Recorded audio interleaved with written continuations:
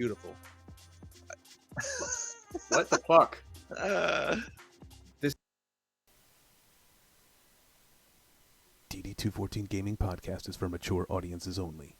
Opinions expressed are our own and do not represent any Department of Defense or U.S. government entities as a whole.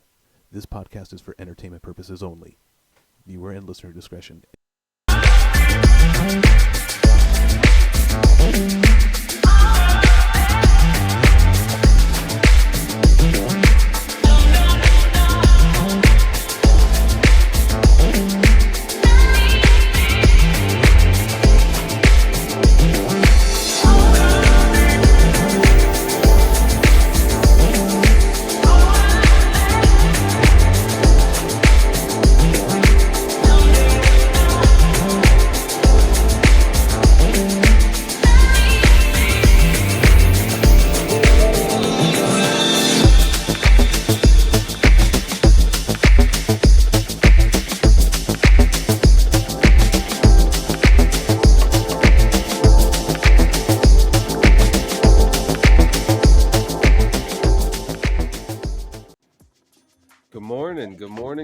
Good morning. Happy Sunday. How's everybody doing today? Yeah. Killing. I mean, are we killing them with kindness today, or? I mean, you can kill people with kindness if you want, man. I like killing people with a lot of hate and fucking discontent, brother. So that's just how I roll. Oh my god. Well, I mean, it's been a busy week, so let's get to it. Oh, absolutely. Fucking what a week, man. Oh my god. So you went to a concert. You went to another concert this week. I did. Which concert did I fucking go to this week? Oh yeah, totally fucking missed out on that concert. That shit fucking failed spectacularly. I fucking suck. All right. So I was supposed to go to a fucking like a jazz and blues festival. I was really looking forward to it on Friday. And basically, so I'm kind of doing this moonlighting kind of like Roadhouse, pulling security gig thing, it's kind of like it's what I would call kind of a placeholder job. This is not a job I'm trying to fucking retire from. It's basically a temp job. You know what I mean? It's a placeholder. It's so I can get through some processes with the VA and maintain some financial stability basically in the meantime until some of those processes are complete, right? And so this is one of those things where basically I show up, they throw a freaking polo shirt at me or a vest or whatever, and you kind of go out there and you do your thing. Not a big deal, not hard, not rocket science whatsoever. Well, this particular show on Friday that I was supposed to be at, oh god, okay, this was at a different place than I have worked before. I knew exactly where it was, so that's not exactly where this is going, but they said you had to be there exactly at 6:30. The doors closed, right? I left the house like pretty much on time, no big deal. And if you're not familiar with the Kansas City metro area, if you're coming from the east and going towards downtown, as in like heading towards Kansas, basically, if you're heading towards downtown Kansas City, still on the Missouri side, on I-70 going westbound, it funnels in like very quickly towards the end as you get to downtown. And when I got to that little funnel part, like traffic was at a dead standstill. And I'm assuming there had been an accident ahead on one of the little turnpikes or whatever. No fucking clue, because by the time I got up there, whatever, right? And so suffice to say, by the time I parked my car in the parking garage downtown, I was too late. So no jazz show for Jay this week. That sucked. Shit. I'm actually surprised. I was too. I was a little pissed off at myself and also pissed off at the universe. So I ended up, yeah, I was a little fucking irritated. I'm not gonna lie. Although I believe it's either this Tuesday or next Tuesday, I've got Bob Weir, which if you're not familiar with Bob Weir, but your parents probably do. He was the number 2 guy to Jerry Garcia in the Grateful Dead. Shit. Yeah, so I will be seeing Bob Weir play. I think it's on the 12th. I could be wrong. It's either this Tuesday or it's the next Tuesday. I don't know what the fuck day it is. Yeah, what's very interesting, when I was a kid, I had a couple family members who were huge Grateful Dead fans, and they had these like special edition wines. They were like, and they were fucking like, they were thousands of dollars. They were expensive as hell because they were like the only ones. They made so many of them. I have a sitting up above me right now. One of my shelves is a big giant, like almost like an iced tea pitcher, like a 64-ounce like pitcher, basically. But it's got the Grateful Dead logo emblazoned on it. It's like right up there, right? And then I have a tie believe it or not, before he passed away, Jerry Garcia used to do a bunch of watercolors and like art. He used to like paint pictures basically, and they used a lot of his watercolors to make ties, to make prints for ties. Like like you're gonna tie a tie, right, around your neck and like look respectable for like one day, right, out of your whole life. Well, I have and still use a Jerry Garcia tie. Like it just if you flip the tie around when you're wearing, if you flip the tie around and look at the tag, it just says J Garcia. It's fucking badass, bro. Oh, so the J works because you're Jay. I am the fucking J, man. I mean, I think in spirit you are a Garcia. In spirit at least. In spirit at least. Good morning, Dylan. It's good to see you, bud. Good to see you. Fucking happy Sunday. Welcome to church, man. Welcome to fucking church. So yeah, but yeah, busy week, man. Freaking working a lot around the house, getting shit done. I got fucking appointments tomorrow. Like I got like a appointment with my fucking car tomorrow. Like I gotta get up in the morning and like go take my car to like a fucking mechanic, and then all this bullshit, dude. Like you move somewhere in 3 months, and 3 months later you're still doing shit, from the move, basically. You know what I mean? Just getting rid of shit. Just getting rid of shit, bro. Are you still doing DMV shit? Yeah, that's part of tomorrow, because my that's exactly what it is. Like my tags, man. I got to get my tags done, so I got to go get this fucking car inspected. Bruh. Order my goddamn tags, and then wait for my goddamn tags, right? Like I'm just kind of, it is what it is, but it's happening. So, and then we watched a couple of shows. We finished one show last night. Finished 1883, so finally got around to that. Nice. Yeah, I heard. My main review for 1883 is going to be separate from if you also happen to be a fan of Yellowstone. So I'm going to leave the whole Yellowstone tie-in kind of like off to the side here, because that really wasn't what captured my fancy with this show. We watched the show because it was a spinoff of Yellowstone, and because I'm a fan of fucking Westerns. And that's kind of where I'm going to keep the review. As a fucking Western, okay, as a period piece that takes place in the late 1800s, the West has kind of been won, but it's definitely not fucking settled yet. You know what I'm saying? Like this is kind of like, Red Dead Redemption, era. That is exactly what I was just about to ask you too. If there was like some type of like Red Dead Redemption feel to it, that you're like, okay, yeah, this 100%. It is. And the thing I like the most about 1883, the thing I like most about 1883 is it is an absolutely gritty and realistic portrayal of exactly how fucked you were back in the fucking Wild West.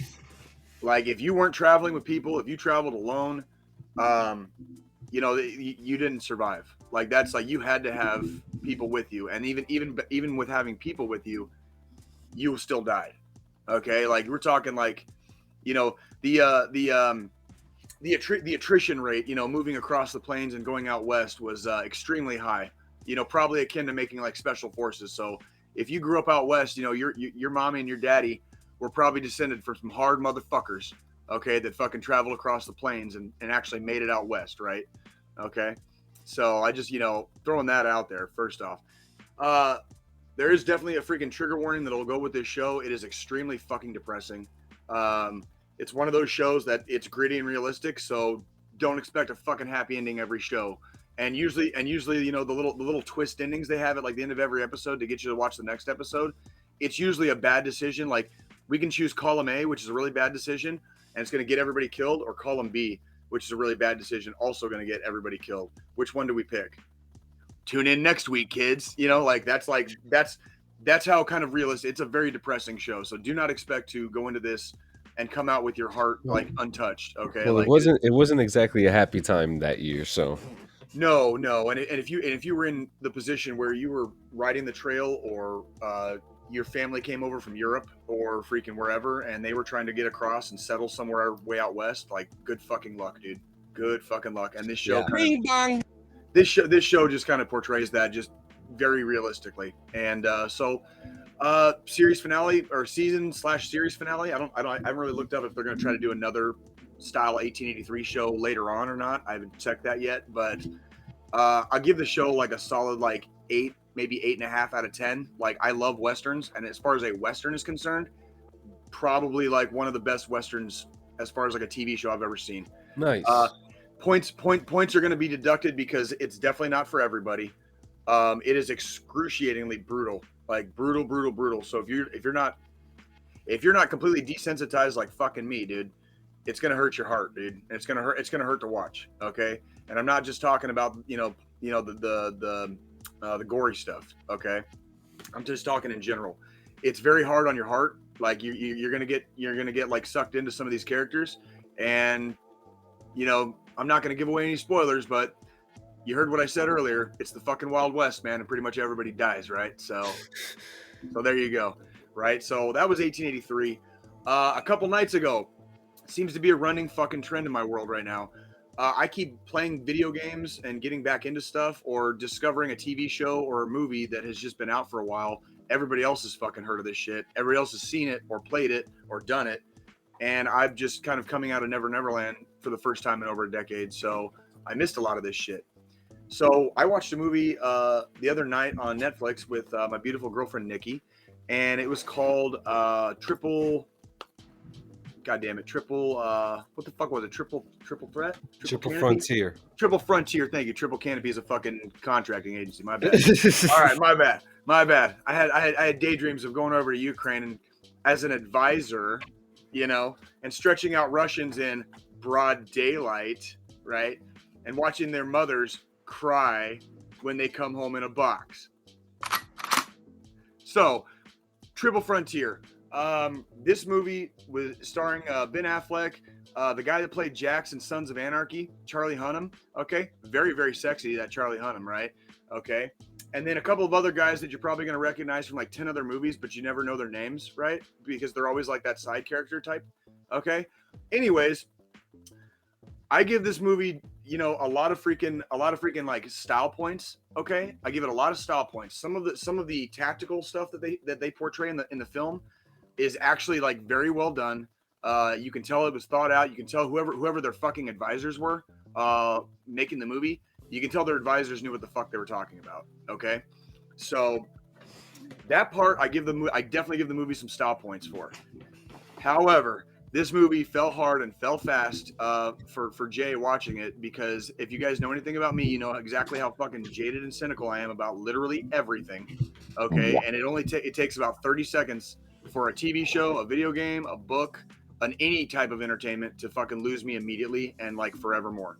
Okay, this movie didn't quite make it there. It didn't lose me entirely, but it started going down the trope road, what I call the trope road, where it's like, okay, they're gonna do this, and then this is gonna happen, and then something else is gonna happen, and it just got very predictable to the point when we got to the end of it, and the movie ended. Me and Nikki just kind of looked at each other and we're both like, so what the fuck was the point again? Like why the fuck did this movie even happen again? Why did the characters even go on their little fucking fanciful adventure, in the Colombian jungle? Like, if this was going to be the fucking end result of the movie, what was the point, right? And it turned into a fucking trope fest. It turned into the fucking one last mission, guys. It turned into that fucking trope. It turned into the fucking we just lost our leader trope. Okay, and I am gonna spoil this fucking movie. Ben Affleck takes a fucking headshot, and it was really cool fucking seeing a realistic portrayal of like what happens when somebody fucking sneaks up on you and pulls the trigger first, right? You die. Okay, that part was good. That part of the movie, not because I didn't like Ben Affleck's character, not at all. They were traveling down the Andes to get to the ocean. Okay, they had to cross the Andes to get to the ocean towards the end of the movie. And they were traveling down these jagged rocks, on the side of this mountain, and they got into a firefight, surrounded by jagged, these giant jagged boulders and rocks. And dude crept up, man, and fucking slipped him one, man. Slipped him that Lake City sleeping pill, man. That Redstone Arsenal sleeping pill, baby. You know what I'm saying? That old hickory. When you shop at Redstone Arsenal, baby, you go to sleep forever. All right, so ultimately, sleeping with the fishes. Ultimately, the movie kind of lost me about probably 45 minutes to an hour into it. It turned into a fucking trope fest. So I give it style points. I liked some of the action. I really did, because they did kind of a good job. But basically, this is one of those movies where you see a bunch of like former operators get together for one last mission, and the whole setup at the beginning is how badass they used to be, and then you spend the entire rest of the movie watching them completely fuck everything up. Boring. Fucking boring. I want to see the movie where like 5 badasses get together for one last job. Fucking like they go in, they hit the fucking X, dude. They wipe everybody the fuck out. They steal fucking money. Okay. They fucking travel back. They got their passports fucking ready to go. They get on a plane. They fly back to the fucking States. They see their families. You see the money in their bank account. Fucking credits roll. The whole movie is fucking 30 minutes. That's what I want to see. Jesus Christ! That's just a 30-minute movie. Just give me a 30-minute movie where people with that kind of fucking training and that kind of expertise aren't a bunch of fuck ups. I'm sick to death of seeing these movies with these guys on. Even if you're going on one last mission, right? You're not that big of a fuck up. You were a fucking operator, were you not?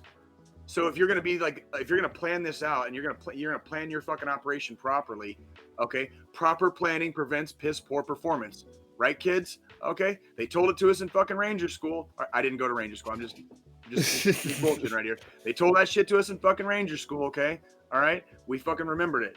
Proper planning prevents piss poor performance. Hollywood needs to remember that shit because they lost me about fucking 45 minutes into that movie.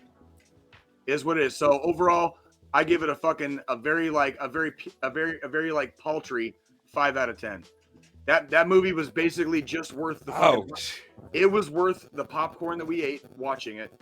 And then by the time that movie was about 30 minutes out from being over, me and Nikki were already making jokes while the movie was playing. So we were basically talking over it and just fucking bullshitting while it was like, oh, let me guess, fucking this is gonna happen. Like, oh look, it fucking happened. Surprise. Oh look, there's gonna be another fucking chase scene again. Because these guys fucked up. Again. You know. Definitely, and yeah, you see Nikki chiming in right there. It was definitely worth the realistic headshot. Like Ben Affleck definitely fucking like lost some fucking brain matter on that one, dude. Like he fucking got crept up on. So, so yeah, Nikki was not impressed either. So when both me and Nikki are both not impressed, you know the movie was probably not worth your time. So 5 of 10 on fucking on triple whatever the fuck it was, and yeah, John, I'm done talking. How was your week, my friend? Week was really good. You know, the same old shit with with work and shit like that. So this week I started off. Big Brother has ended. Okay, how'd that end? How was that? Well, it was Celebrity Big Brother and it ended controversial. Okay. Actually, I think it ended like a week ago. And one guy, Tajikal, ended up turning out to be a piece of shit. And actually, Misha Tate, I know who you're familiar with. I'm listening. She won Big Celebrity Big Brother. Wait, what? She won Celebrity Big Brother. Really? Yeah. Cool. And the only reason why was she cool? No, she was actually a piece of shit. Oh my god. Oh my god. What is her? Do you think, like, when they do these like, see, dude, because like you watch these shows and I am so fucking clueless when it comes to that shit. Like, is this like how you think they actually are in real life when they do these things? Or well, Big Brother exposes who you are because you have a 24/7 camera looking at you, and the cameras don't shut off. They, you know. So tell me about Misha Tate. So now I want to hear about Misha Tate. So like, Misha Tate and Tajikal, who in the gaming world, he worked on the new Just Dance game that just came out. Okay. And Misha Tate and Tajikal worked together, and they lied about someone working on the other side of the playing field, and they kicked her out the house. And played the whole rest of the house. And then when the one specific person, Carson Kressley, who, if you're a Queer Eye fan, he's also a major person on Drag Race. What's that? What's the Queer Eye thing? What's that? Is that like a show where like people think outside the box and like freaking exactly. So it's a group of men. Joe, do you know? Please insight this. What is Queer Eye? Okay, so Queer Eye I think it's called Queer Eye for the straight guy. It gives a perspective. I'm sorry, Joe. I thought it said you said I know. Oh, you're saying for what I said there in the chat. I know. I'm so sorry. This is where Joe fires us. It's a TV show. Just a little bit. Just a little bit about opening up your eyes about different perspectives that people are just not knowledgeable about. Okay, And so you said Queer Eye for a Straight. Does this have something to do with like is the gay community helping out here? it's Like, it's it's it's 5 gay men, okay, and they all do something different. One's a cook, okay, one does style, one does like hair, another one's makeup. Like they all have different things. They all do okay. different things, and they go into places like, for example, I believe I haven't watched it. My wife is a huge fan of it. She was the one that put me onto this. This Mhm. last season that they went to Texas, and apparently there was a lot of prejudice that was going on in that area, and it, it's a show for everybody. It, you open up your perspective and all that stuff. But this is where Carson Kressley came from. Okay. This is where he got his start, and when he left the house, who in the in the real world, in the personal world, he works with Tadra Call. Found out that Tadra Call lied about everything, and now let's just say that they're no longer friends. Hey, Paranorman. Good Surprise, morning, motherfucker. Paranorman. Good morning. Good morning. Good morning.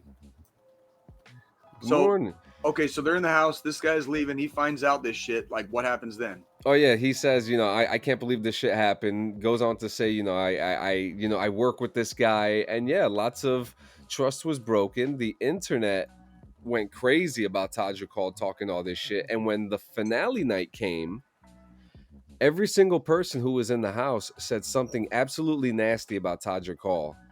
Really? And they voted him to lose the game in a landslide. And the last person who left the house voted for Tadra Call, not knowing what was going on.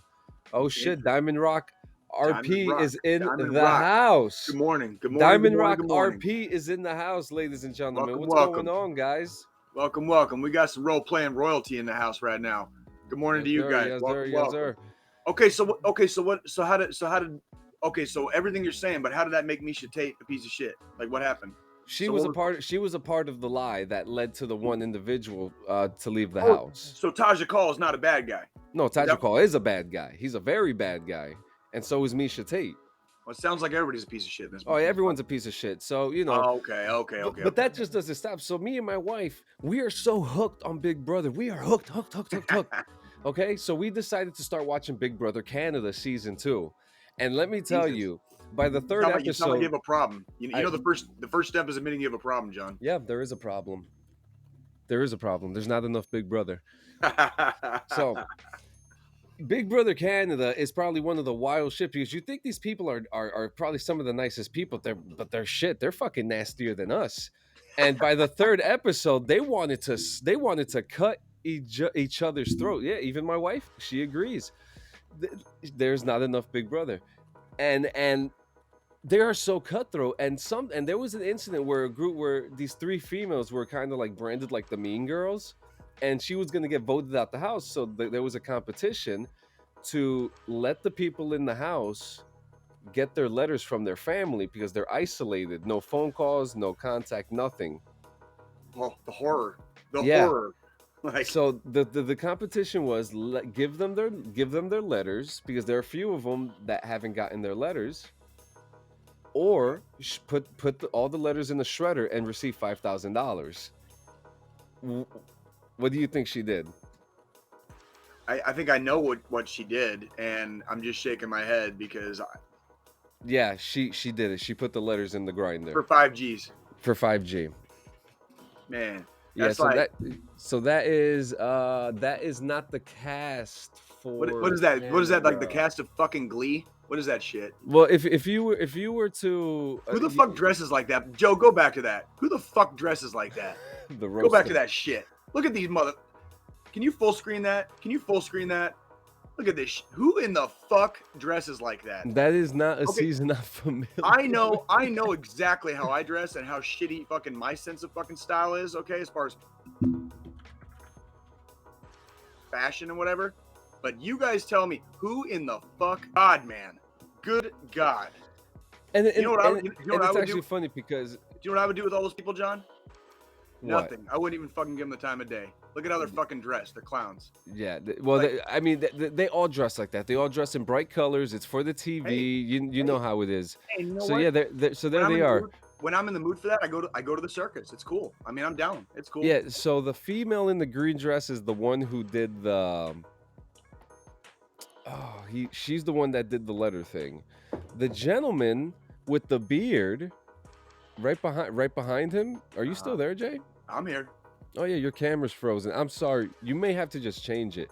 So he says, I see 3 douchebags. So the guy with the beard actually just came out of the closet in the middle of the show, the episode that we watched yesterday, which was because you know a lot of people were looking at him because he's a very strong player. Sure. And his mannerisms are they're very not what you would think. So that happened. The guy next to him is a hockey player. The heavyset man was actually a very big piece of shit, and the guy next to the heavyset man, he runs around the house naked. So, and the bald guy's a racist. Oh Jesus Christ. Okay. Okay, you know, I can tell you why I don't watch shows like these right there. Because I get too emotional about shit. We all know this. Like I'm a fairly emotional guy. I wear my heart on my sleeve like 24/7 plus. You know what I mean? I wouldn't be able to handle watching people just be shitty to each other all the time like that. Like I attach my emotions way too much with like the environment around me, and I would not be able to handle that kind of drama. I would just I walk. Like when drama like that kind of erupts around me, I fucking walk, dude. I literally just 180 and I fucking walk the other way, dude. And you know, and that's the thing. The drama makes the show, but that's not what the show is. The show is a game show. It's a game show. Okay, so I want you, maybe you and maybe Frenchie can help you if she's there in earshot. You know, like I want you to. What is it that you feel like hooked you? I've watched like I can give you like 2 or 3 trashy TV shows that I got hooked on like way back in the fucking day. But they're so old and so fucking obscure, like they wouldn't even matter right now. But like, what is it that hooks you guys to this particular show? Like, I'm very curious about this. Like, how do you stick it out? Like, I was talking about him and Frenchie, dude. So Frenchie's not here, but I think she's in the chat right now. So I like the show because I like the game show aspect of it. But I'm not gonna lie, I like the drama.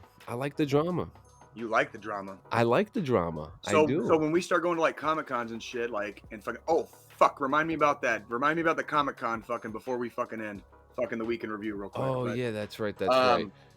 When we start going to Comic Cons and shit and having to sit there around all these freaking Dungeons and Dragons nerds and shit, right? Like, so I'm gonna be the one like stirring the pot and you're gonna be the one instigating. Is that correct? Is that what we're gonna be doing? Probably. Because you like drama and I like stirring the pot. Is that kind of like? Is that what we're gonna be doing? Probably. You know, I'm gonna be looking for all the issues, bro. Okay. All the issues. Okay.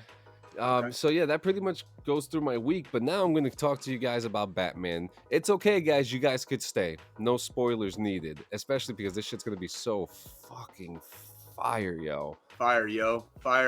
Maybe.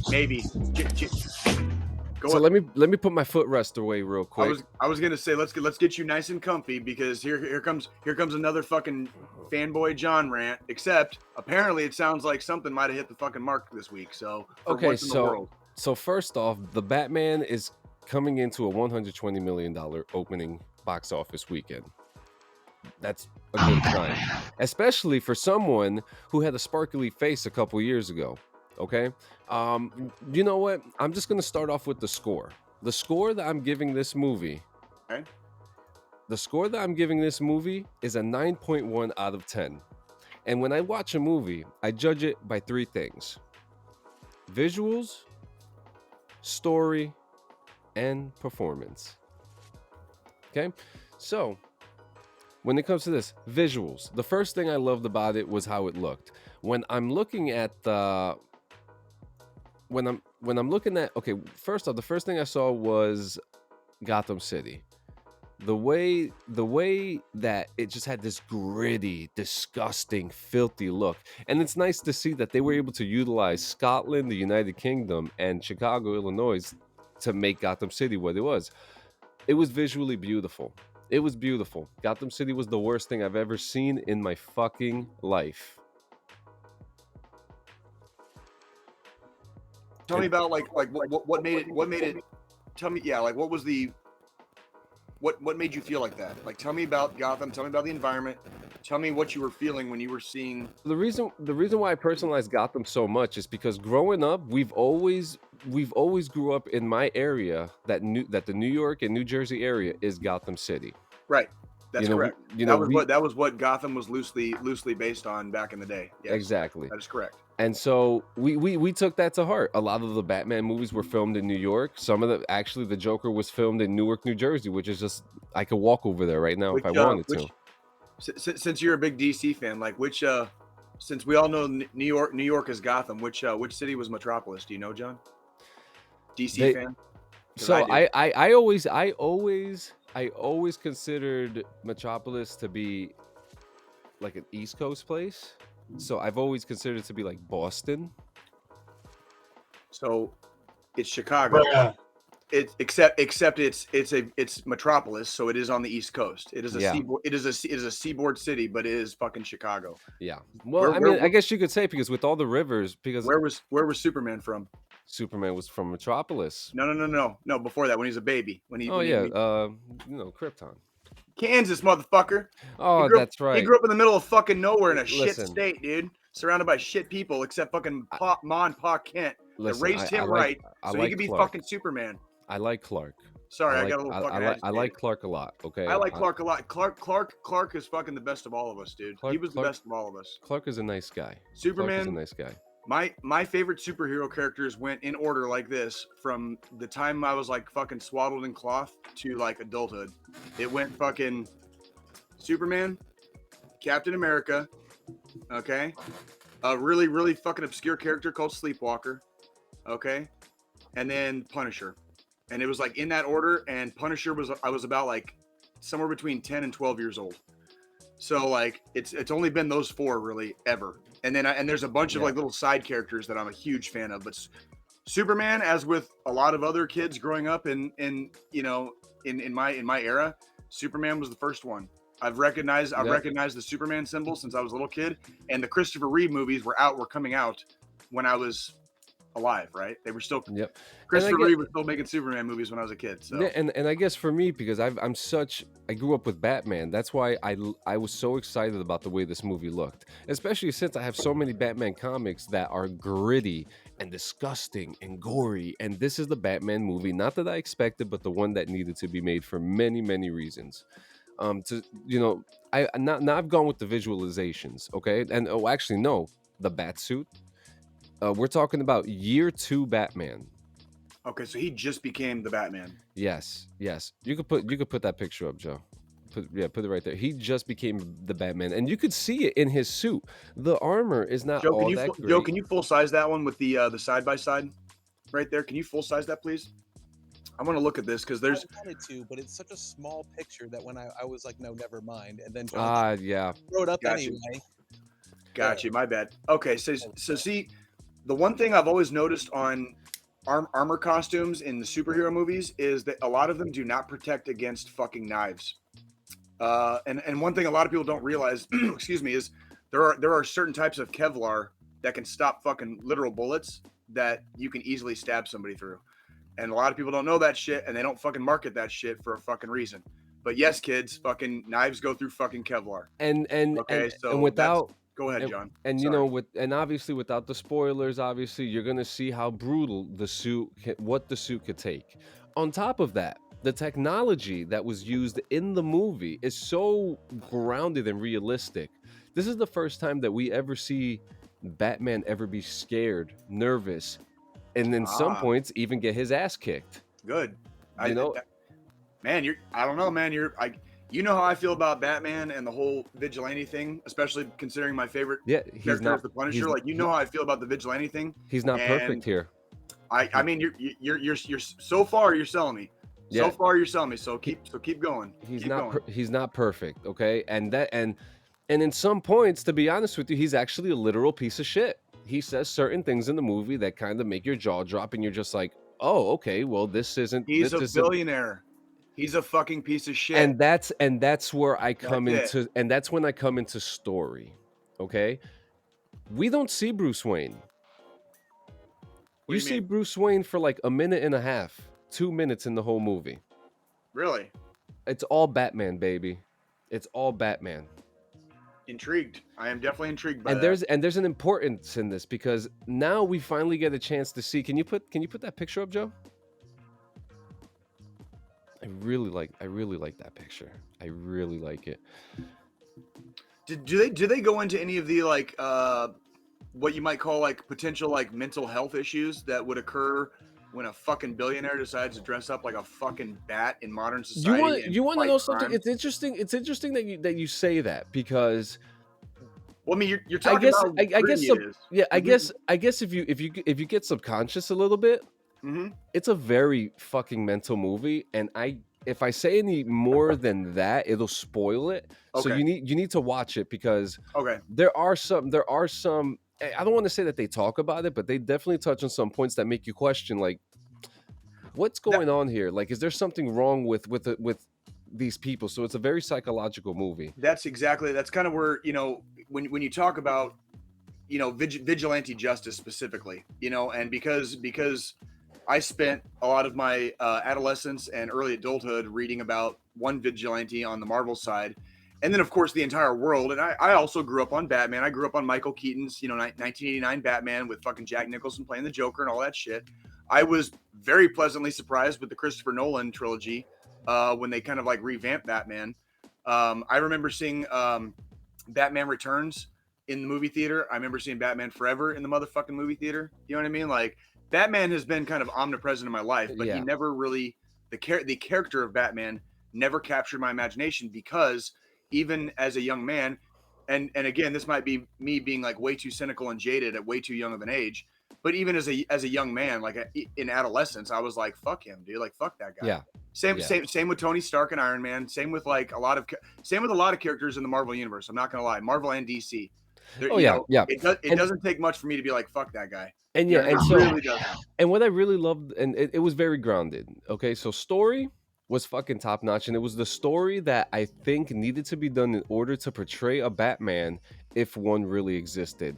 Okay. And that goes along with his technology. And when you see the technology that he uses, you're gonna be like, wait a minute, that's pretty fucking real. Okay, I'm into this. I'm into this.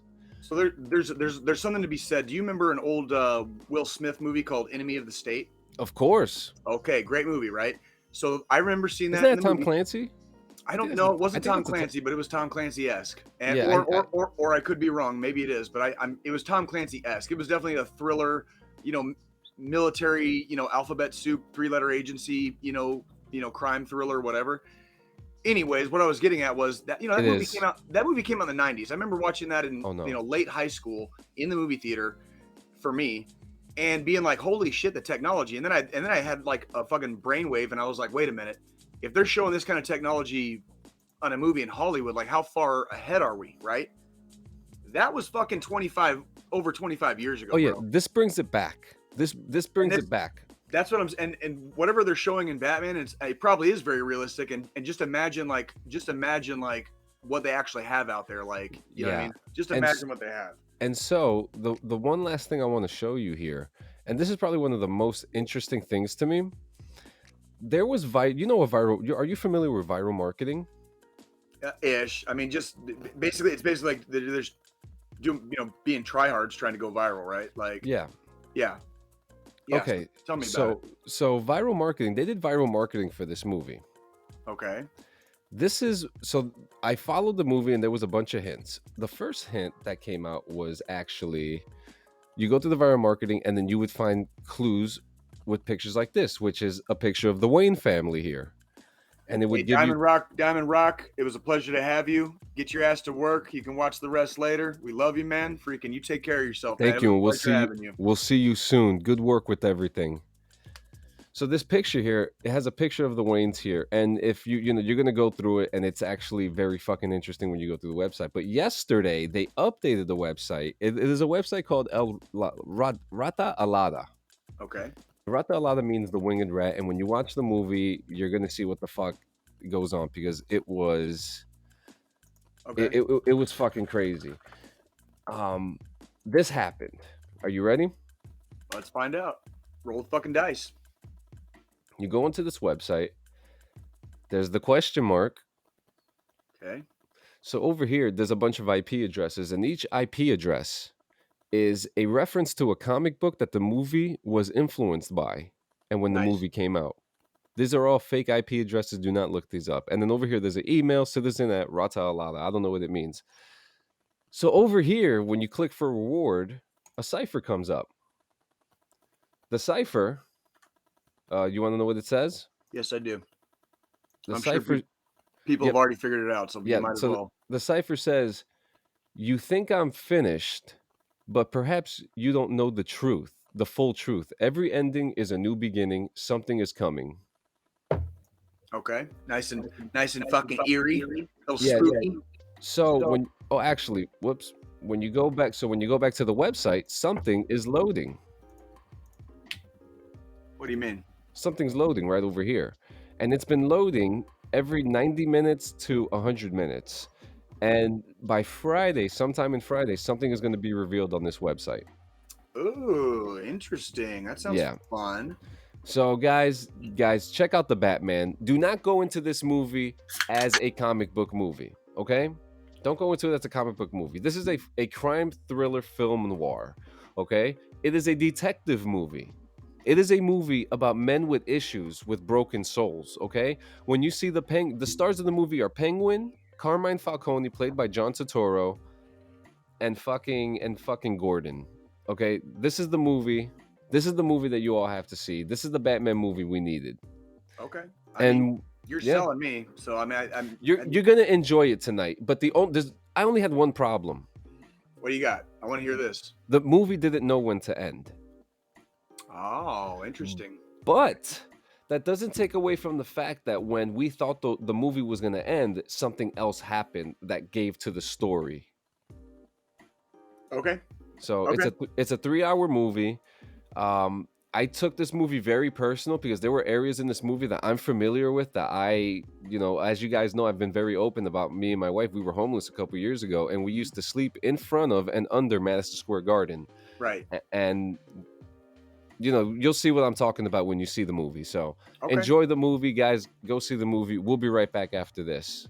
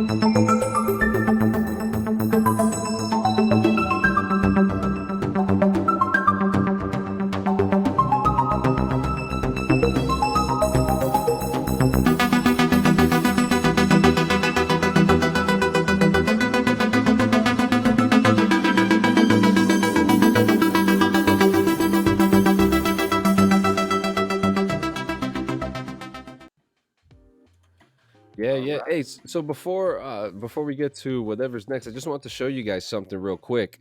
The stickers are coming. Here we go.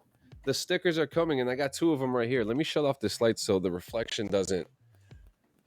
As you guys know, my wife has been hard at work with some of the merchandise that's going to be coming out soon. The first sticker will be an official sticker with the official logo. This is not the size. The final size. This is just a tester right here. It's just a tester. It's just a tester. Just a tester. Is that how you say that shit on the East Coast? Tester? Yes, sir. It's just a tester.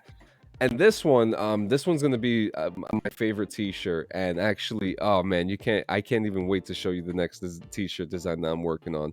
But this is our dumpster fire sticker. Fuck yeah. Fuck yes, dude. I can't wait to fucking put that shit all over my car, dude.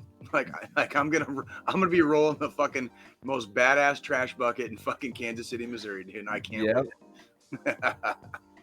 Yes, sir. Yes, sir. And yeah, man. What we got today, Joe? What pull that up? Oh, here we go. Wargaming stands by its Kiev studio as its native Belarus moves against Ukraine. This is, I mean, hey guys, it's actually kind of interesting to see how much gaming news is coming off of this war right now.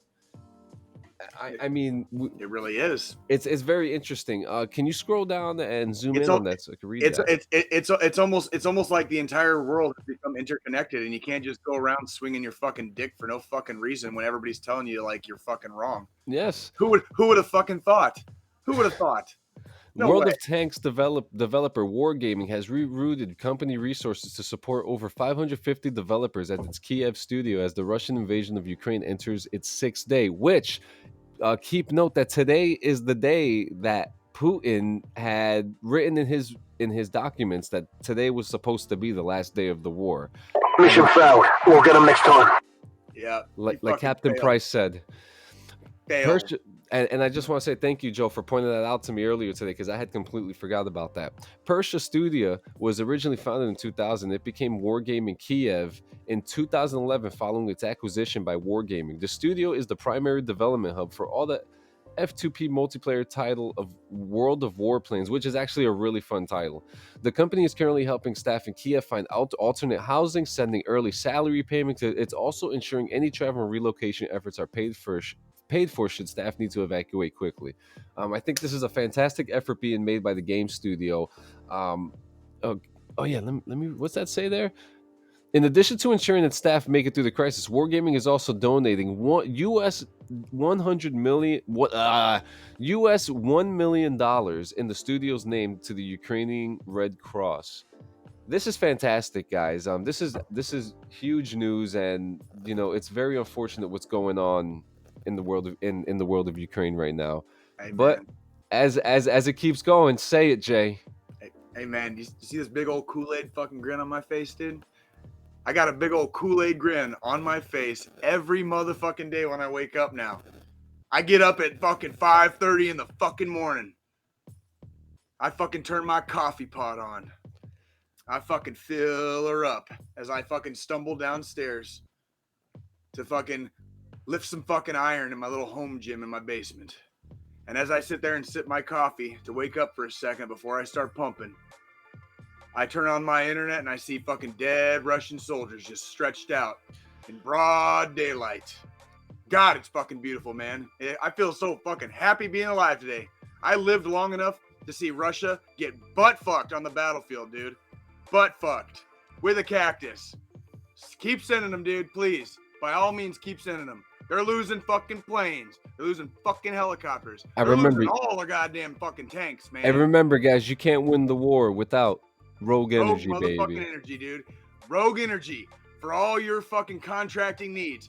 Are you getting ready to sign up to be a merc and go help out with the Ukrainian war effort? You need fucking Rogue. When you call up Triple Canopy / whatever the fuck they're called today because they keep changing their name because their fucking ethics and morals are questionable, you need Rogue. When you're over in Ukraine and you just ate your last MRE and you've got one clip left in your AK-47 and you know it's coming down, you need Rogue.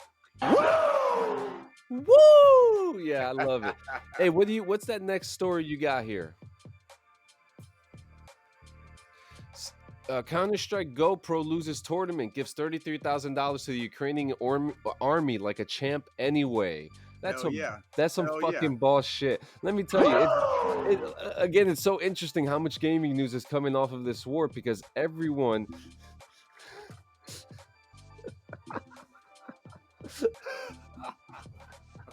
It's so awesome that all this shit is happening. Like, well, he gave $33,000. Everybody, it's not just him. It's like everybody, like around the fucking world, is like everyone is just pouring more shit into Ukraine, like as much as fucking possible. Like countries are giving them fucking arms. People are fucking donating money. Russia doesn't even have the fucking opportunity to pull money out right now. Like all the banks have like fucking shut them off. Yep. Okay, like Russia has no money right now for anything. And everybody around the world is fucking pumping like Ukraine full of like anything they can give them to fucking like help with the fucking war effort. I heard of a fucking Ukrainian grandma took down a fucking Russian spying drone, like not the big ones, but like a spy drone, basically like a little fucking like the handheld ones, basically, by throwing a fucking jar of pickles at it. If you're trying to invade a country and the grandmothers are dropping your drones with pickle jars, you're fucked. You're so fucked. Like the babushkas. Just fucking pull out, dude. All you gotta do is pull out, man. This is how fucking mistakes are made. Fucking Putin, you little bitch. You don't pull out. You forgot to pull out, bro. So we got this. Pull out. So as I promoted a couple days ago in the group, we have the Live View A map, which is a live war map showing us the what's going on in the Ukraine-Russian war right now. And 5 minutes ago, we're getting updates all the time here. And as of 5 minutes ago, at about 18:15, Russian aircraft was shot down. A Russian aircraft was shot down with man pads. That's another one. Pilot has not ejected. Aircraft crashed near Kulinichi. Sounds like another dead Russian pilot. How many more of those do they got? Well, how many fucking more of those do they got? Well, we have this also. We have this explosion in Kiev. There's been a lot of. If there's something that we've noticed that's been going on here, Russia has been coming in and they've been bombing the shit out of Ukraine. It's been bombardment after bombardment of just bombings, and Ukraine is still standing tall, beating the shit out of them. I was gonna say, if Joe or whoever's controlling that map, if you zoom back out, I want to highlight one thing, like not quite that far. I want to highlight one thing about what you're seeing on this map and I want to highlight one thing that you're seeing on this map and one thing that you're not fucking seeing on this map. So what you are seeing on this map are, you're seeing a lot of little hot spots, kind of surrounding Ukraine. What you're not seeing is any fucking Russian progress whatsoever. They are miserably fucking failing in the field. All fucking reports, even from the Russian side. The first casualty of truth, kids, in war, the first casualty of war is the fucking truth, right? So you're gonna hear what the Ukrainians say about the Russian losses, and you're gonna hear what the Russians say. The fucking actual truth is probably somewhere in the middle. But even what the Russians are admitting themselves is horrific for them. It means they're failing massively. Like they're failing fucking massively. And it's interesting, Joe. Can you go around those red borders? Those battle lines have not functionally changed. They haven't. I mean, there's been more Russian camps that I've noticed, but that's really about it. And they're more outside of Ukraine more than anything. That's correct. Because, like as you say, this hasn't changed. They're still holding down the fort. They're bombing the shit out of Kiev and Kharkiv right now. They're fucking beating the shit out of those two towns right now. And the whole world fucking hates them for it because they're doing the wrong fucking thing. They had no fucking business there in the first place. Ukraine is a sovereign country. It's been a sovereign country since fucking like the Soviet Union collapsed. That country voluntarily gave up their nuclear weapons, with assurances from both the United States and Russia that they wouldn't be fucked with. Okay. And Russia has exuded this fucking influence and power over them. Yeah, and guys, these are sensitive images right now. So if you're watching, and if you're not, trigger warning. But this is real life, guys. Joe, is there any way to full screen that on that screen? There you go. Thank you. This is what war looks like, kids. I don't want anybody to ever disregard like the reality of like when you see images like this, but there's images coming out that like if you want to see what fucking war looks like, here you fucking go. And I want to remind everybody that like what you're seeing, like when stupid people have stupid amounts of power, they have the power to do stupid things like this, and it can happen to you. All right, so always fucking keep your head on a swivel. Keep your fucking body and your mind right as much as fucking humanly possible. In the middle of the fucking night, the fucking pricks. Yeah, in the middle of the night. They're trying to wake you up. They're trying to scare you. You're not fucking scared. This is like when the tornado siren goes off fucking here in Missouri, dude. We ain't fucking scared of that shit. We just fucking like trounce our asses fucking downstairs and we have a little fucking tornado party. Yeah, one of the deal, bro. One I of the biggest porch to watch that shit. Now, one of the biggest things that happened this week actually there in Ukraine was that they took over a power plant. And that power plant is probably, I believe it's the biggest one in Europe. This power plant was taken over, and it took a couple hours. I was actually following the footage live as they were airing it on YouTube, and you can see a lot of the footage on. Pull that up right there. Russia has taken over Europe's largest nuclear power plant. Yeah, look at this shit. Those are flares. Yes. No. Oh yeah. So those are flares. So Those those are that was flares. them. Those were them coming in. Yeah, that's a freaking yeah. That's a hey, we're on our fucking way. Get the fuck out. Get the fuck out. And the last report that I saw is that they are functioning. You can see the Yeah, fire. there we go. There we There's the go. firefight. They are firing into the nuclear power plant. And guys, keep in mind that if something happens to this power plant, devastating effects will happen to the world. So Okay, this is fuck Russia, dude. Fuck these motherfucking cocksuckers, dude. Hey, Ukraine, keep fucking stretching them out, dude. Yeah. Fuck So them so the motherfuckers, last dude. update that I saw on this power plant was that they were managing the power plant through gunpoint. A lot of towns have been taken back by Ukraine. They have taken back a lot of their property back, but the war is still raging. The war is still going. Ukrainians keep fighting. Don't keep fucking give up. fighting. You know what else is gonna happen eventually? They're gonna take all their fucking shit back, and the world's gonna fucking be assisting them fucking the whole way. And it's Don't worry, actually guys. interesting. Joe brought up an interesting question to me earlier. How many bombs do they have? Because it looks like they're just spewing everything at them. How many fucking work? That's what I want to know. Every time Russia, especially the fighter planes, every time fucking Russia loses a fucking fighter plane, dude, it's fucking that's bad news for them, dude, because that's fucking one less, and that's one less pilot, and fucking, like there's that air superiority starts getting a little thin at some point now. I'm going to say this quote wrong, but there's an old kind of like proverb, in the military world, and I'm gonna fuck it up a little bit, but basically the gist of the quote is amateurs at war, study like fucking battle tactics. Professionals study fucking logistics. Logistics fucking wins wars. Okay, logistics would be fucking like, keeping your fucking your stuff maintained. You know what I mean? Like your weapons, your equipment, all that stuff has to be maintained. Keeping your fucking supply lines open. Okay, keeping your fucking troops fucking well fed and fucking whatever, well supplied. Ammunition, like blah to the blah to the blah times fucking like an exponential number that I don't fucking have in my head right now. Logistics wins wars, kids. Okay, Russia clearly does not have logistics.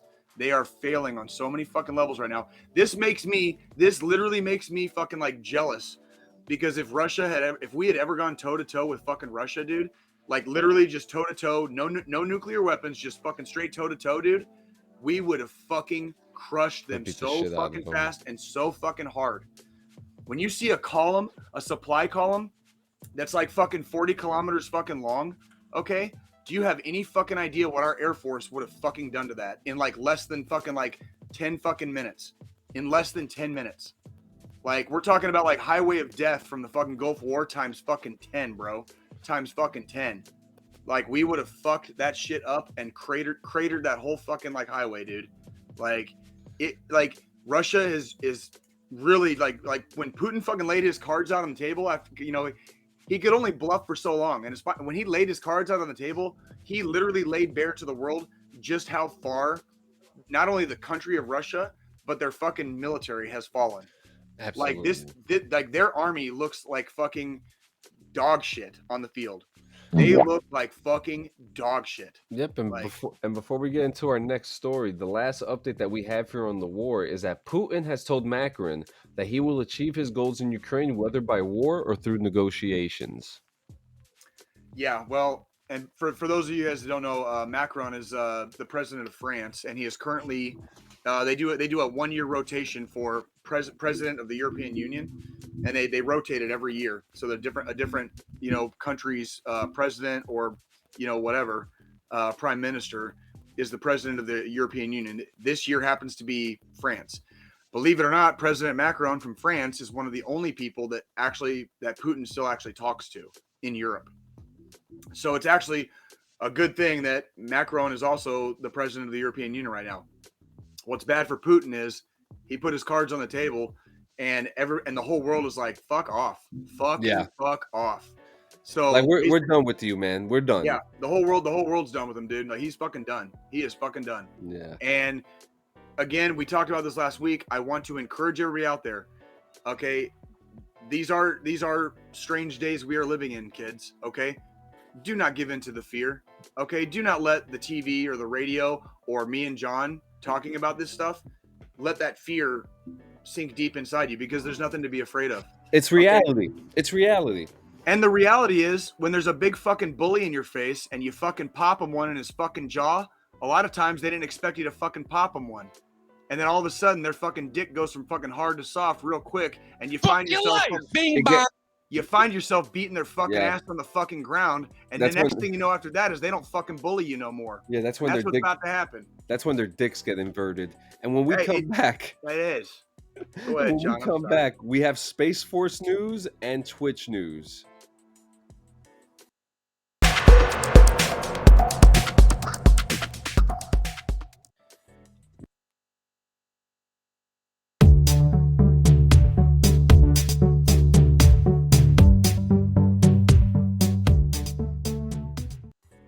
And remember, guys, you can't tell Russian warships to fuck off without rogue energy. All right? That's right. That's exactly right. So today we have Space Force's physical training will include wearable fitness trackers. That's fucking awesome. Good for them. I actually think this is really good, except what's going to happen when they start masturbating because they don't get laid? Fuck yeah, dude. Can you imagine? Dude, can you imagine if like, remember that part in Super Troopers where the dude was like fucking like clocking himself jacking his dick to see how fucking like how many miles an hour, his fucking hand was moving. You know what I mean? And like, dude, like, can you imagine that shit? I like that Space Force is like moving ahead with technology, man. Like they're setting the fucking standard. Okay, like they're setting the standard. It's the fucking Space Force. They should have all that technological like mom's basement shit, dude. Like they should. I'm totally for this. Like I'm totally for this. 110% all the way. That's awesome. And I love technology. I love fitness trackers. I love these smartwatches and what they can do. I'm a tech guy, whereas, Jay is the guy who, not that he doesn't like tech, he's just not there yet. Correct. That is correct. I missed a lot. I mean, I just got this week I got the iPhone Pro Max 13. It's beautiful, man. And I'm sitting over here fucking clueless, like other than that thing is a phone. Like I'm fucking sitting here clueless. So no, this is a production machine, my friend. That is clean Sanchez Studio One right there. Here's our DD214 Gaming Podcast fucking dark joke of the week. Much like the early part of both of my daughter's childhoods, I missed a lot with technology in the Army. I mean, shit. Look at the radio comms. Look how fucking primitive those things are. Oh my fucking god! You know what? Even with our fucking shitty comms and how fucking shitty everything was in Afghanistan, like not once, twice, but all 3 fucking times I fucking went there. God, I wish I had fucking fought the Russians, man. God, it would have been what? You could have if you were just a couple years older, but you're just as old as some of the Army equipment that they used during that war. So it's okay. I've got a guy that, for a very short period of time, was like somewhat of a peer of mine, but he'd been around a lot longer. He's now a platoon sergeant, and he is the guy I told you about. He was in Poland on like just regular Army exercises when all this shit kicked off. He's still there, and he's fucking like 4 years older than me. So this dude's like 45 years old. He's a fucking platoon sergeant in the infantry, and like I'm fucking jealous, bro. Because it would be literally like shooting fish in a barrel. Like like Ukraine is only struggling right now. You see what Ukraine is doing to the Russians with just what people have given them. Okay? If they had what we have, oh my fucking god. Oh, it'd be done. Like period. Like that's all I can say. It would just be like a massacre. It would be a literal curb stomping fucking massacre, dude. Yeah. So our that's actually funny because our main event for tonight, and actually, fuck Jay, we fucked up. What we do now? We only have so much time left, and we completely forgot to talk about what happened last night. Which part? The massacre that fucking Masvidal got. Oh my god, dude. So I got it real quick. We could do it real quick. I'll do it real quick. I watched UFC last night. There were some good fights. Everything was really, really good up until about the last 3 fights on the main card. Because I watched a good portion of the undercard. I didn't watch all of it. A lot of good fights. The Rafael dos Anjos fight was good. Rafael dos Anjos fight was good, but it was only good because of the heart that the guy he fought showed. Yeah. And I'm gonna say this: there's a thing in fighting, and especially in Brazil, specifically in Brazil, there's a I don't know what you would call like the Warriors Code. Good morning, kind of. Jason. It's like the Warriors Code, and I know RDA knew probably around the second or third round that this kid he was fighting wasn't gonna make it, because he was already fucking him up like really bad.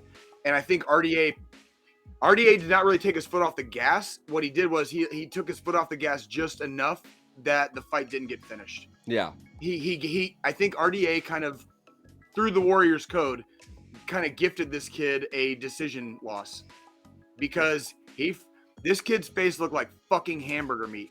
Oh my god! The ref should have stopped that fight the first round when the doctor was looking at him.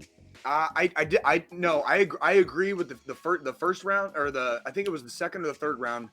They didn't come out right away, and the ref had the doctor come out and look at it, and I agreed with that one. I'm not going to get into the ins and outs of whether I agree or disagree. All I can say is I think RDA definitely gifted that guy the decision loss versus like finishing the fight. Yeah. He fucked that kid up bad. But that kid is an up and comer. He's got the heart of a fucking lion. So keep your eye on I can't read the name. Can you give me the name of RDA's opponent, please? Moicano. Renato Moicano. Yeah. That kid, keep your eye on him. And there was another fight. Who was it? Barboza and fucking Bryce Mitchell. All I can say is wow. This is why I don't bet on MMA. I would have bet the house on fucking Barboza all fucking day long, and Bryce Mitchell absolutely fucking crushed this dude's dick. Good thing I saw last night on the judges' scorecards. We've had several conversations on this podcast about my disagreement with 10-9 rounds being almost always used exclusively by MMA judges. Last night, you can look at the scorecards. Last night there was like at least three, like these top three, the last three fights on the main card, they gave out 10-8s, and I think they gave out a couple of 10-7s. And I was really pleased to see the judges start using 10-8 rounds and 10-7 rounds, because that's exactly how I would have scored them, and that's how MMA scoring needs to go, kind of moving forward. Absolutely. Going to the main event real quick, and I'll keep it brief. Not really too much of a surprise. Colby Covington became Colby Covington in the last few years. He wrestle fucks people, and I mean, what do you like? What do you want me to fucking say? It was boring. Me and Nikki were downstairs. We watched the season finale of 1883. I turned the fucking stream back on for UFC to watch it, and then we actually went upstairs. I took my laptop upstairs, and I think they were like almost done with round 3, and I fucking turned it off and just went to bed, like during the main event, because I saw it. I already saw it happening. Like I knew nobody was getting knocked out, and Colby was just gonna wrestle fuck, a victory out of it. Like, okay. That's exactly what I saw too. Like I've been waiting for this match to happen for like 8 or 9 years now. Right.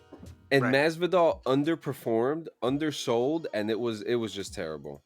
It was the same. It was not. Masvidal did the right thing when he knocked the fuck out of Ben Askren. Masvidal did the right thing. He rode that kind of like cyclic wave, up, and then he had the bad motherfucker fight against Nate Diaz. He kept riding the wave, and then ever since the bad motherfucker fight, he's been kind of underperformed. But that was kind of his story leading up to knocking out Ben Askren in the first place. So that was basically like, this was not a shocking performance. I would have bet on Colby last night. I would have won. I would have bet on Colby too. 100% would have bet on Colby. Totally would have lost my money with Barboza. And then the RDA fight was not a surprise either. But again, I want to, for anybody keeping up on our podcast, again, I would have lost yet another trifecta. I have still yet to have won a single trifecta ever in a UFC. This is why I don't bet on MMA. Yeah, this is exactly why. I will say, what was I gonna say? What was I going to say? What were you gonna say? Smell you.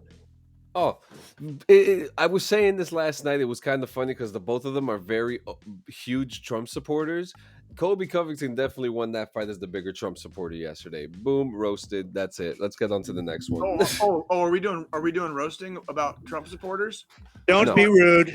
I just want to ask all the Trump supporters out there, like, how fucking Trump's boy Putin's doing this fucking week.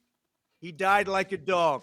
Yeah, he's fucking about to. And if I want to say this, I don't care if you voted for who you voted for in any election ever, okay? But I'm going to tell you right now, okay? If you're still holding on to some fucking like myth in your head about the way shit is going in the fucking world, I want you to like kindly take a look around you and fuck off. If you find yourself supporting Russia, because somebody you used to vote for fucking is telling you to fucking support Russia right now, you need to fuck off. Okay? You are fake news. Fuck off. Like, you need to fuck off. Okay? This is the United States of America. This is the United States of America, and since the end of World War fucking II, fucking Russia has fucking never done a thing for us, and they've just actively worked against us. If you are supporting Russia, or if you're talking shit about Ukraine today, you're fucking wrong. You are fucking wrong. That's right. I don't care who you voted for. Did you guys hear who we're sending over to give a little bit of support? Who? Oh my god, dude, it's like the biggest name ever. And his name is John C.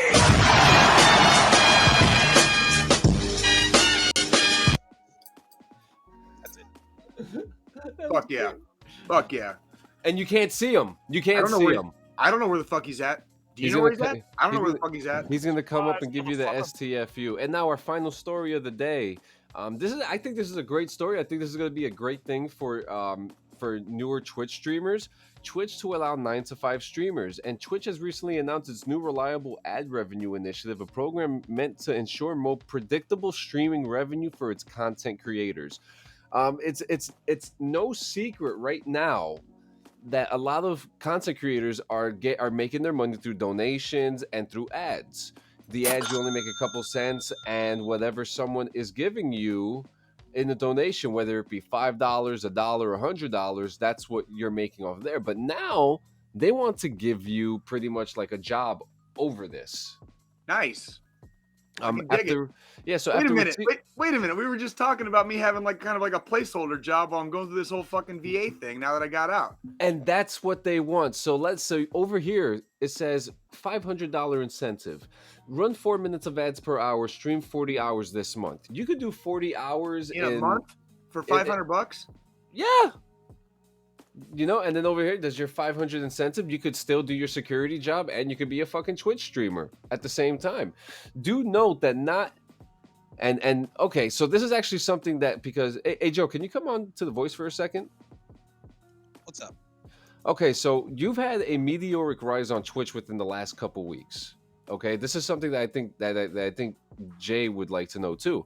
You've managed to get how many follows in a matter of how much time? So I had, I think, 2 followers to begin with, but starting early February, I just started streaming regularly on a daily basis for somewhere between 3, 4, 5 hours a day, sometimes more, twice a day. And I went from those 2 followers to almost 60 in about 30 days, which is not apparently unrealistic, but in terms of Twitch and only using one platform, it was kind of an exponential growth in that time frame based off of how many hours I have streamed and what games I have streamed. So if you go online and you look at some of these YouTube videos of like how to get all the followers, that's all I did. And a lot of the advice is solid, good advice. All you need to do is be consistent. Put a schedule up, let people know when you're going to be on so they know when to expect you. Chat with the people who are coming in, because yeah, you're a new guy, you're new, or girl, a new streamer. You need to make sure you know what your audience is captivating, that you see them and they know that you guys are interactive and shit. Make sure you're playing a game that isn't overly saturated. And what I mean by that is you don't want to play like Grand Theft Auto 5. You don't want to play what's the newest, hottest game. Call of Duty, Fortnite, something along those lines. You don't want to go into something where everybody's playing it right now. You want to find something that maybe you'll find fun. It's a little obscure. Maybe check out Twitch, or whatever platform you're going on, and see how many viewers are on what game. And if you like that game, play it. Because the main thing is, if you're having fun, your viewers are going to have fun. They're Now gonna what? see you having fun. Now what games are helping you create this rise? Oh yeah, so what I did was I have a couple games that I personally enjoy more than most. One of them being American Truck Simulator. I think you guys I've reviewed it on here before, and I just have one camera.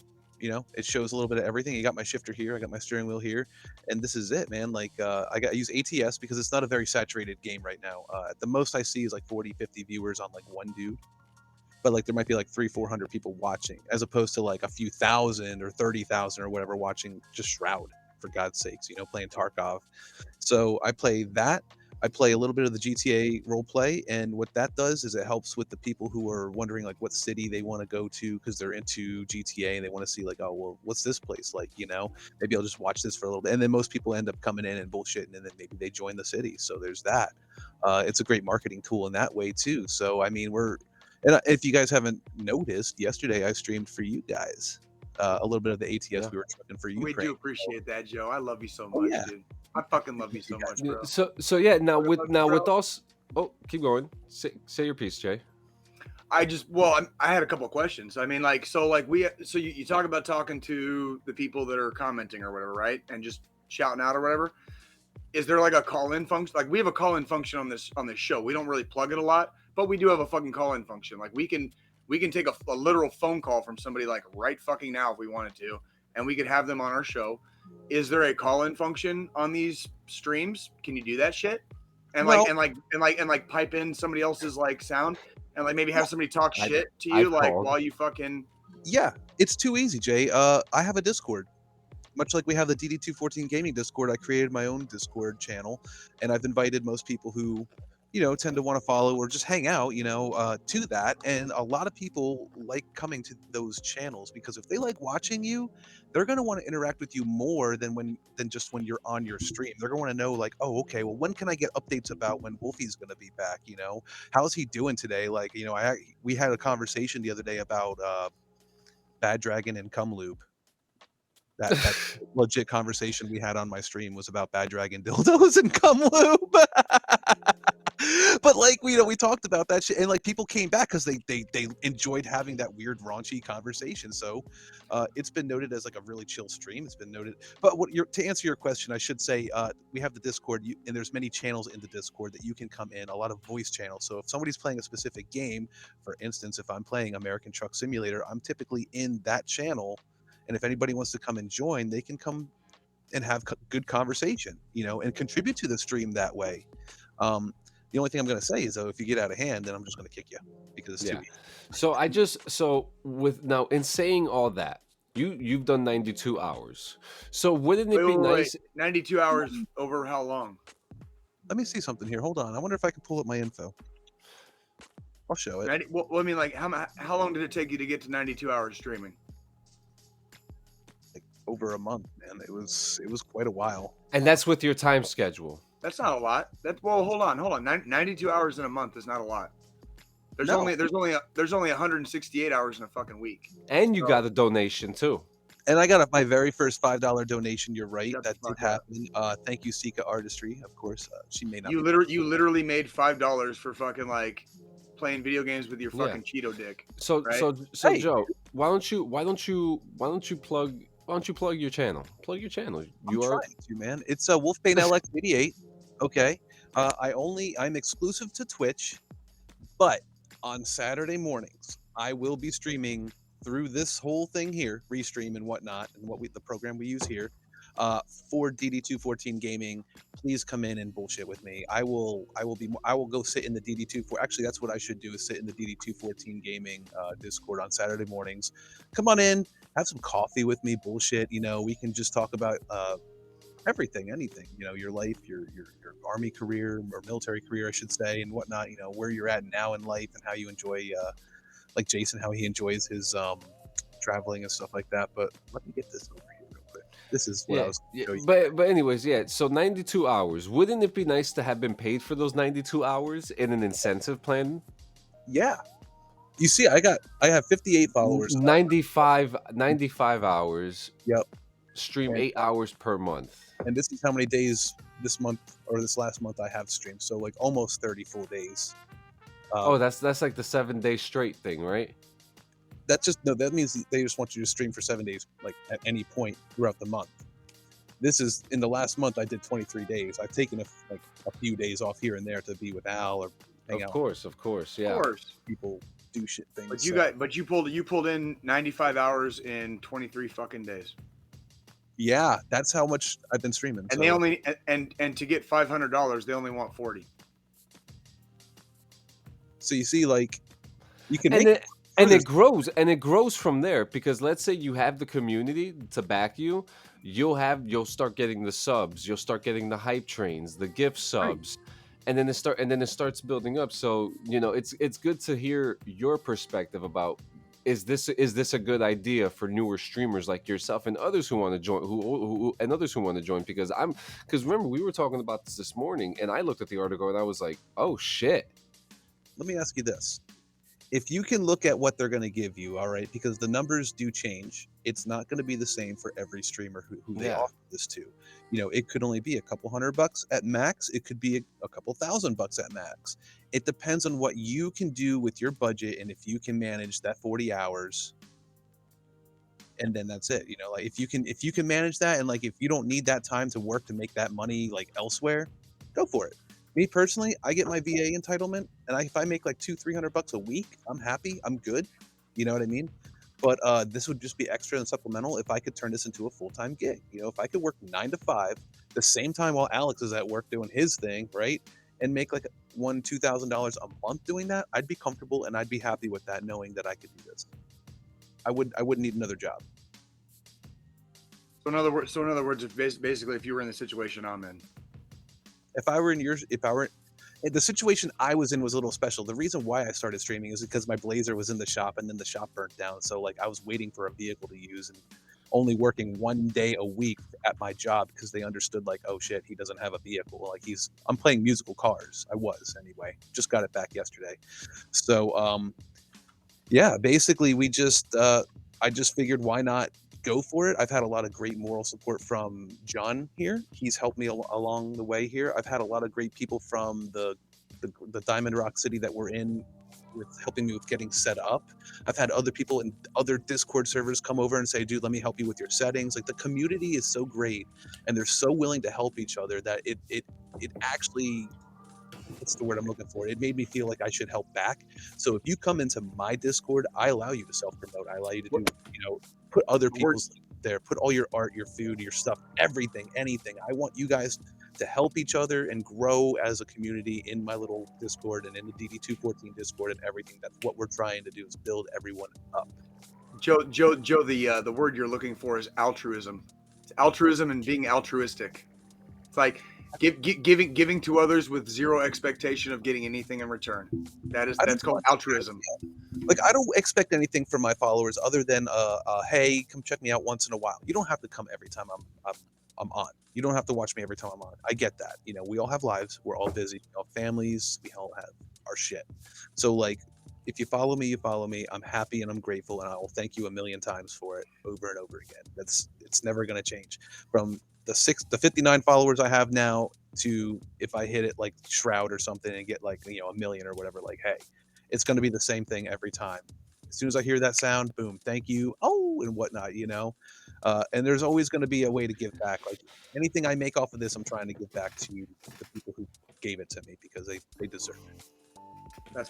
I just want my fucking credit. That's it. I just want my fucking credit. What credit, bro?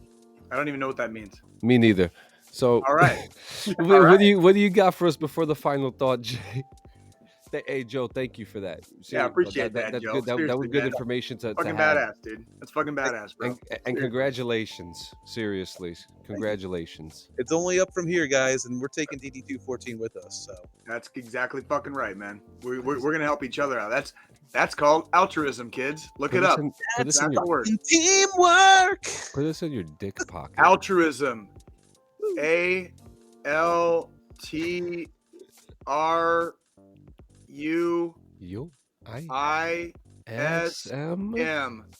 Altruism. Not ZM. Altruism. Not ZM. Look it up. It's altruism. Look it up. The world needs more altruism. All right. All right. So, real quick before we get into the final thought this week, I just wanted to very briefly pass along a little fucking encouragement. Okay. I just got out of the Army podcast, but the world does not revolve around motherfucking Jay. Okay. I know there's a lot of soldiers still in the United States Army. I know there's still a lot of Marines in the Marine Corps, airmen in the Air Force, okay? Sailors in the Navy, coasties in the Coast Guard, and motherfucking Guardians in the Space Force now, okay? I wanted to remind each and every one of you, American service members specifically, because, you know, although we welcome all veterans from all over the world, from any country, okay, we welcome all of you to the DD214 Gaming community.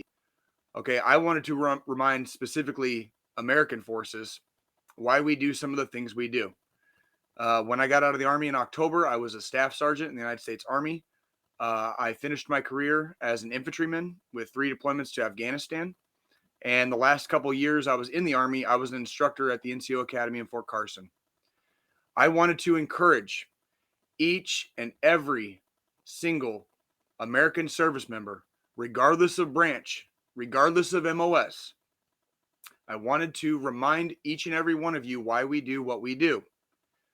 When you see civilians with zero fucking training holding off a so-called professional fighting force that invaded their country unnecessarily and completely in the wrong, and you see civilians along with their military holding the line to where, like, when John showed that map earlier, those lines have not fucking moved in an entire goddamn week, which is bad fucking news for that fuckface Vladimir Putin.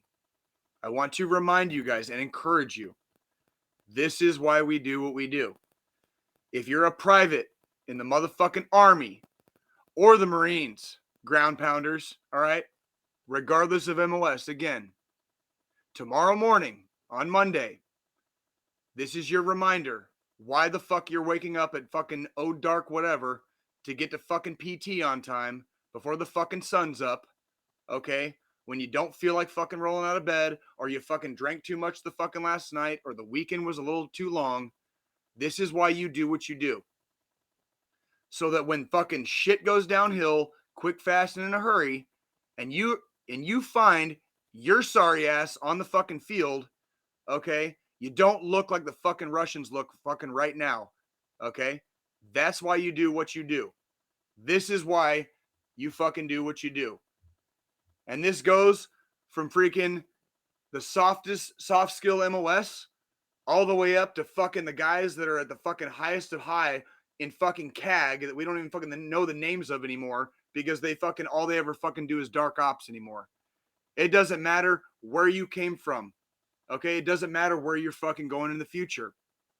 While your fucking ass is firmly planted in Uncle Sam's pocket, this is why you do what you do.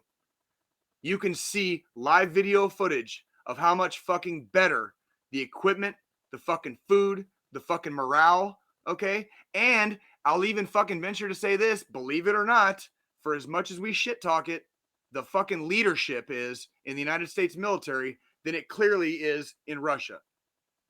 I spent my whole fucking childhood living in fear of fucking nuclear war, okay, because of fucking Soviet fucking Russia, right? We are seeing today in fucking real time how much we had nothing to fucking be afraid of the whole fucking time. The whole fucking time. If you are a fucking service member in one of the 6 branches of the United States fucking military, your excuses fucking ended last week. The reason you get up early, the reason you fucking sign that dotted line is fucking plain to see. So that when some fucking bullshit goes down, you're not looking fucking hot and sloppy like a fucking soup sandwich on the goddamn battlefield, stretched out in broad fucking daylight by a bunch of people that never fucking fired a weapon in their life until fucking a week ago. If you don't want to fucking see yourself like them, get your fucking happy ass to the gym. Set the fucking alarm 30 minutes earlier so you stop fucking being late for PT, private. All right? Airmen, sailors, keep fucking doing your thing and go fucking hard. The Navy and the United States Air Force is the whole fucking reason the United States has fucking force projection across the entire fucking globe. Marines, I got nothing to say to you that hasn't been fucking said probably 10 fucking times since you fucking joined. You fucking assholes fucking keep doing your thing. Get your fucking ass up. And if you're a shitbag, get the fuck out.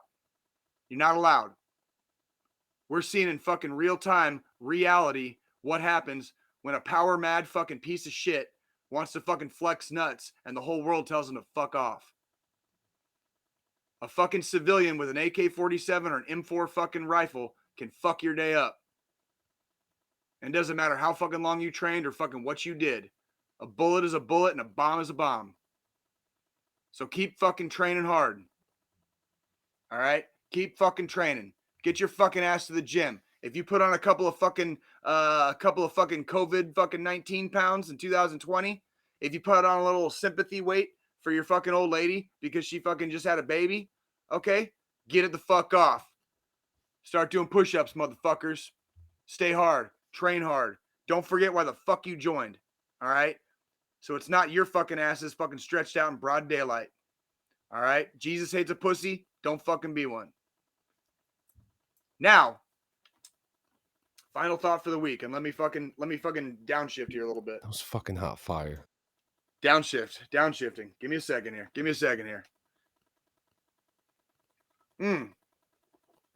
Boy, I wish these guys would fucking goddamn support us. You know what I mean?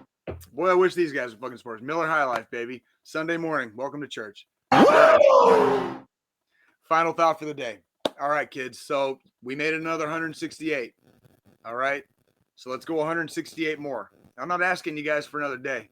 I'm asking you for fucking 7 because I want to see you here next week. All right. I want to see you here fucking next week. I know you're going through some fucking rough times right now. I know you're fucking up. You're making bad decisions. You're hurting the people that you love. You got that internal dialogue fucking way too fucking loud in your head. And it's not only fucking yelling at you. It's fucking screaming. You're having bad days. You're having bad nights. Hear me out. It's going to be okay. Everything is going to be okay. And let me tell you why. The person that's talking right now is 41 fucking years old. I've had about fucking 10,000 chances in my life to just give the fuck up and say no mas. I'll be like fucking Roberto Duran fighting Sugar Ray Leonard back in the 80s. I'm just going to say no fucking mas. We'll call it a fucking day, right? If I had ever even once said, all right, no mas, I would have missed so much after that. And when I say so much after that, I'm talking like from the very first time. I don't even want to say how old I was the first time life made me feel like saying no mas. All right? Because it was way too fucking young. And I've heard that stupid fucking voice in my head ever since. That voice will never go away. There's always going to be the voice of doubt in our heads. Our internal dialogues do not allow for like only good shit. And the kind of people whose internal dialogues only say good things are people like Vladimir Putin.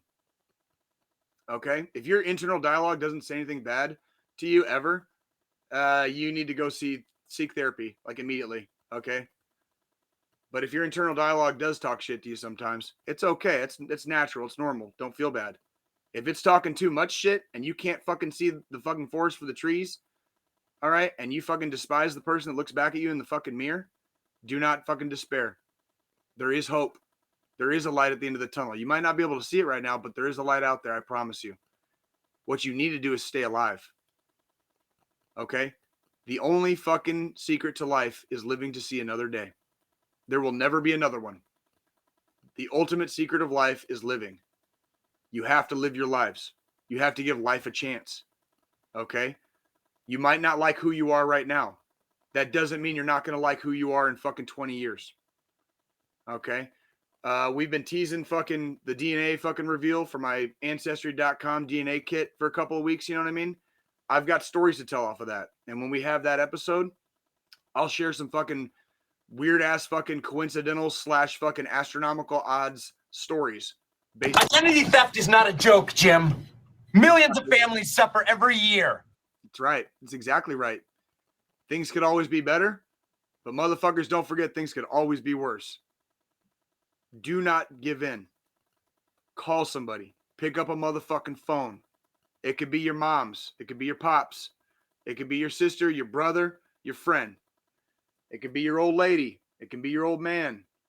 Fuck, if you're old enough, it could be your fucking kids. It could be the homies you fucking grew up with. The people you served with. Somebody at fucking work. Okay? Somebody you're fucking just chilling with at the fucking bar. Fucking call somebody. Somebody will fucking answer the phone. If nobody answers the motherfucking phone, you got a number to call. 1-800-273-8255. That's 1-800-273-TALK. Just fucking talk. Let it out. Vent. Vent your frustrations. It's okay. It is okay, and it's going to be okay. Great fucking story, great fucking quote from fucking Rick and Morty is, in the end, it's all going to be okay. And if it's not okay, it's not the end, kids. So just carry on.